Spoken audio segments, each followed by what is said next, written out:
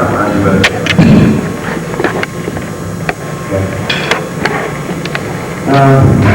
The Saturday morning of, the last Saturday morning of youth convention, Pastor and I were walking out of the hotel, and we're packing up, and he says, "So, Tom, when are you going to start preaching?" And I just want to give him a short things. And he said, "Well, how about the first Wednesday of the new year?" And I nodded my head. And then I was like, "What did I do?" But it was funny because that Friday night in service, God had kind of been speaking to me all about the altar, and he said, "You know, you accepted the call, but when are you going to start doing something about it?" Well, I don't know if I'm ready or not. But little by little, he worked away at me, and I didn't think I'd be able to do this, but I'm here. The title of the message is Going All Out. Going all out for Jesus, giving everything that we have for Him. And 3 points to going all out for Jesus. And the first one is worshiping in the good and the bad.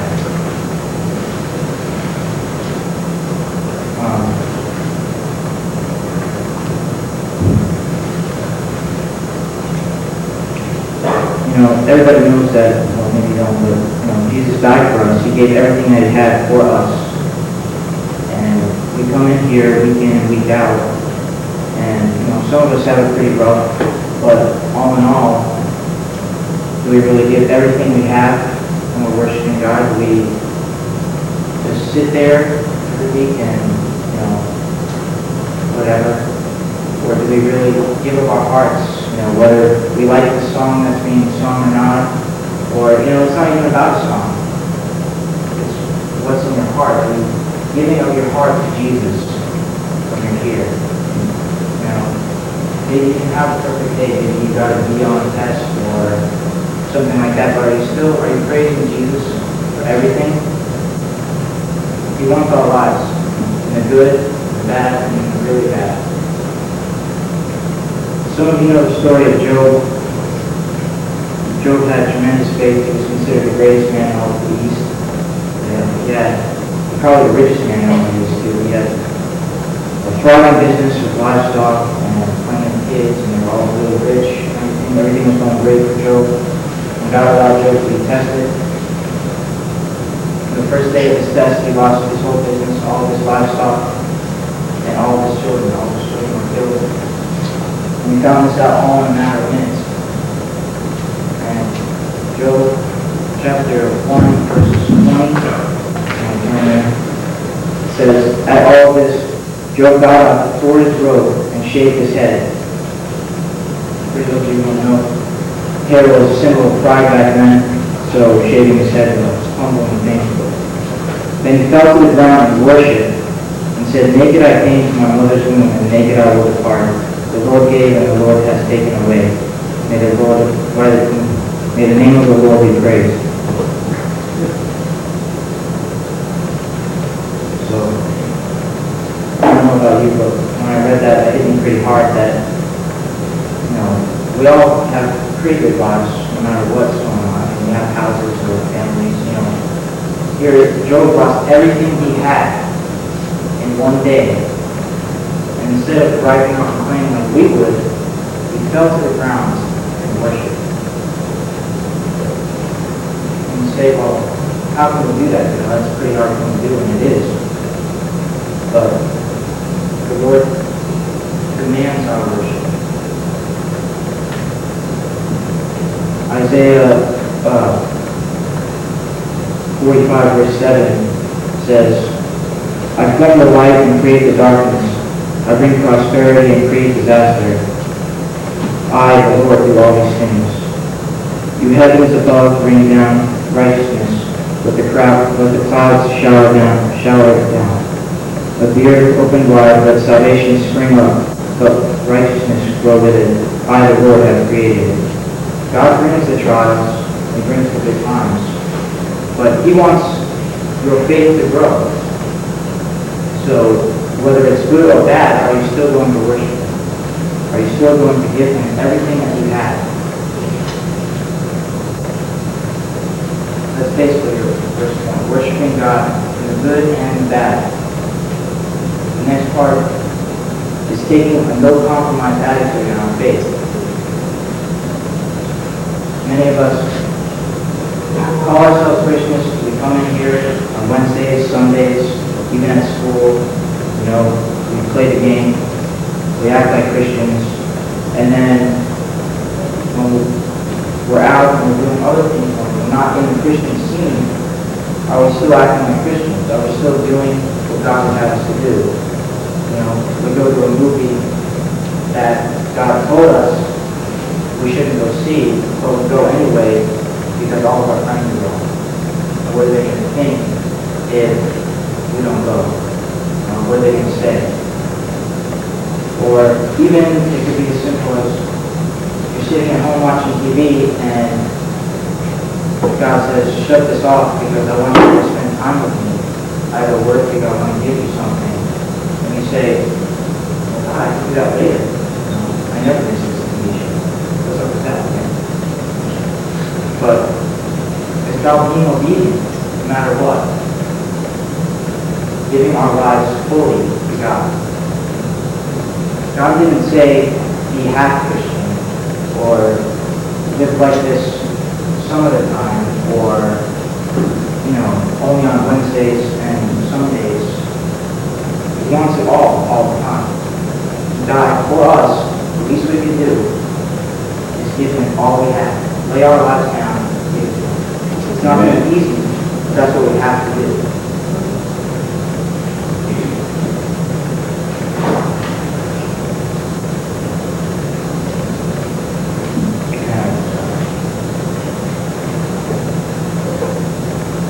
James 4:7.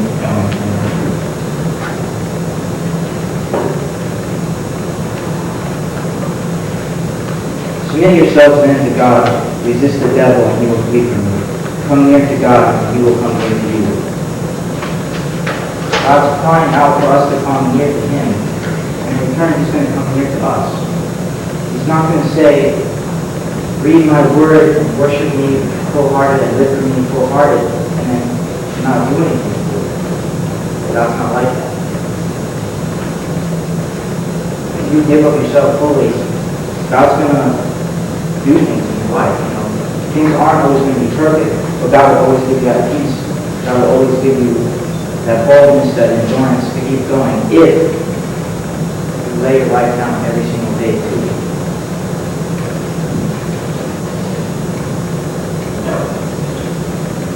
We have to make a choice. What do we love more? Do we love God enough to say, yeah, I'll shut that TV program off and go read my Bible, or go worship Him in my room, or go witness to my friends? Or is that thing too much for us to lay it down for God? We're not going to be able to do both things. It's not going to work like that anymore. You know, we've heard that before, and people said that before, that we live in a time and then you're not going to be able to straddle the fence anymore, but that's closer than we realize. It's here already. You may be fooling yourself, but you're not fooling God. I believe that our generation is the last generation to do a great work for Christ. We're going to see the rapture come in. And what are we doing?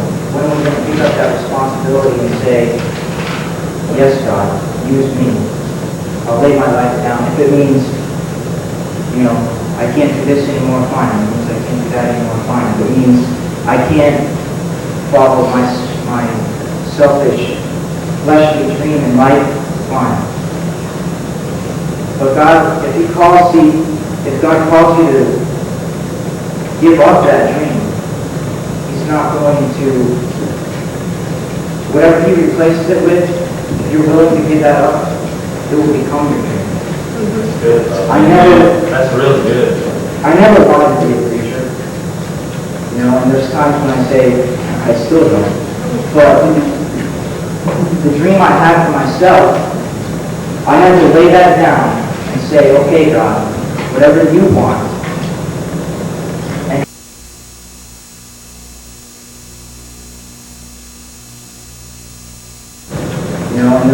when I say I still don't. But the dream I had for myself, I had to lay that down and say, okay, God, whatever you want. And God works at you when He says, you know, He puts it into you that you actually start to say, you know, God, I can't be happy doing anything else but serving you, doing what you want me to do. Amen. So it's a choice we have to make. The third point I have,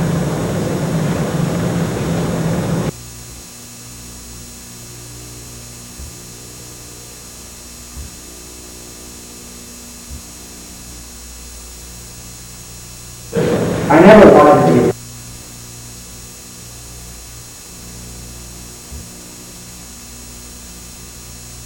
fine.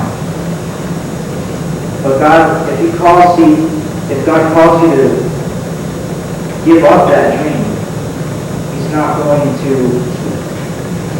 whatever He replaces it with, if you're willing to give that up, it will become your dream. That's good. That's really good. I never wanted to be a preacher. You know, and there's times when I say, I still don't. But the dream I had for myself, I had to lay that down and say, okay, God, whatever you want. And God works at you when He says, you know, He puts it into you that you actually start to say, you know, God, I can't be happy doing anything else but serving you, doing what you want me to do. Amen. So it's a choice we have to make. The third point I have is doing the work of the Lord. You know, we come in here week in and week out and we have our little pep rally, if you want to call it that. I mean, Come on. that's nothing more than it is. We come in here and, you know, praise Jesus. Yeah, I don't like that song, so I'm not going to sing it. Right. And, you know, I'll listen, but whatever. We're going to eat afterwards. Right? But when are we going to get out of the church, get out of this stupid box? That's all it is, a box. And start doing what God has called us to do. Yeah.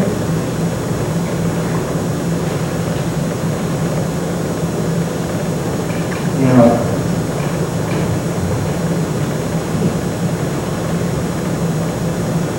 when was the last time that we went out and we actually shared the gospel? And when was the last time we even just loved on someone? You know, God may not say, go to Africa and preach to a tribe, but He may say, go over to that new kid in the youth group and shake his hand. Love on him a little bit. Amen. You know, it takes us getting out of our comfort zone a little bit. God's not looking for people who want to stay right where they are. God's looking for people who want to move their hand. Who aren't afraid to stand up and say, I don't care what anybody else thinks. Because that's not what it's about anymore. You have to come to the realization in you that everybody in this room is just a person. But God is God. You know, how else can I say that? But God is God. So, you know, we could stand here and we can talk to a blue in the face about going out and handing out tracts and going to the outreach center and whatever, you know, doing stuff for the Lord. But when are we going to do it? When are we going to start? Are we going to wait for somebody else to stand up and do it? Are we going to be sheep? Or are we going to take the initiative ourselves? Are we going to listen to what God's telling us to do and do it?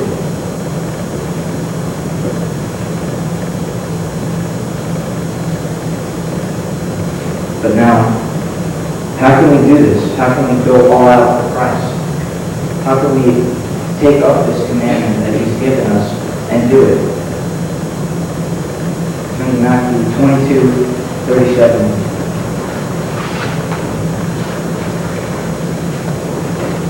This is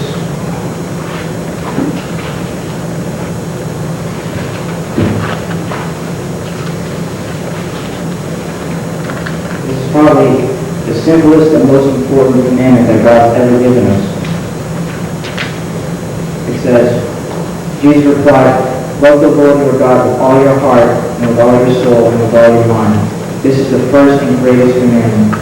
The second is the like, love your neighbor as yourself. All the law and the prophets hang on these two commandments. If we truly lay our hearts down and love God with all our hearts, and that's not an easy thing to do, because we're selfish, we're human, we want our own things. But if we come to that point and we say, enough with me, God, I'm ready for you. I'm ready for all of you. If we love him with all of our hearts, then that second commandment is going to come too. Because we're going to be obedient to God and we're going to say, okay, God, I love you, so now I'm going to love my neighbor. I'm going to love that kid in the youth group that nobody else is friends with. I'm going to love that person in the street that doesn't have a home. Or that lost person that's shooting up heroin, or, whatever it may be. So, that's basically my message. But tonight, I want you to open up your hearts up. Just be real with yourselves. Don't give your life up to God because you think it's the right thing to do, or because your friend is going to search your heart. And if it's real with you, if you really want that, if you really want to give everything you have to God, and live fully for Him, not just be a half Christian or sometimes Christian, if you really want that, if you search your heart. Search it. If you've never accepted Jesus Christ in your heart before, and you want that, you want to give it fully tonight. If you've accepted it but you've never given fully tonight, if you've given fully but you've taken back tonight, if you're on that road and you're giving fully but you're not,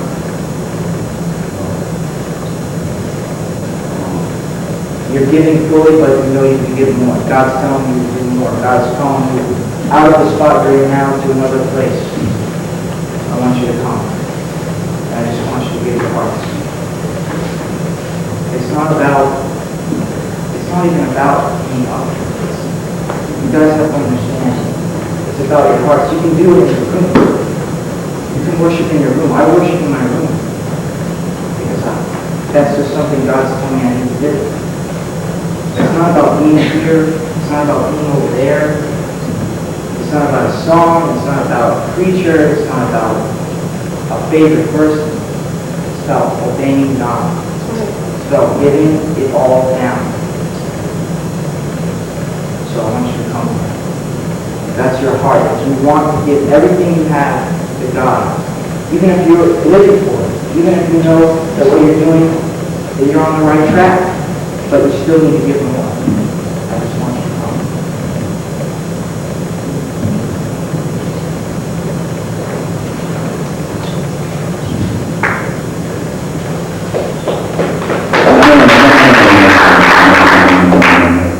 He doesn't listen to the thoughts of you. I'm going to read something here, okay? I'm not going to read a message, but I don't need to. Tom spoke the word of God. There's some people sitting in here tonight, and you ain't got a clue. You're going to walk right back out there, and if the end of the world was to come tonight, you wouldn't know, you wouldn't even understand what was happening to you. Please be quiet. If my worship team can come up here.